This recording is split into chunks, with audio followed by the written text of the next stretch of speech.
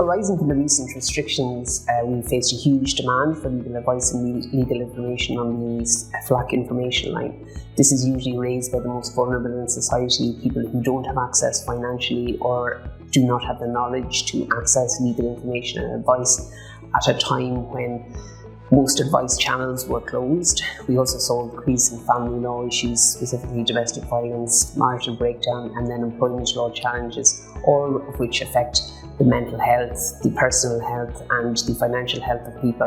At that time, we endeavoured to provide as much assistance as we could.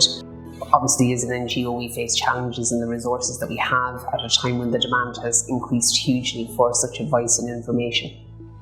Without the volunteer lawyers employed by Arthur Cox, who have very generously given up their time, we would not be able to meet that demand. They volunteer during the week on a Wednesday, and they have increased the ability of us to answer those calls, and then the subsequent ability to provide the information and advice later on in the afternoon, or to arrange advice clinics, to communicate callbacks which another member of staff may be able to do or make.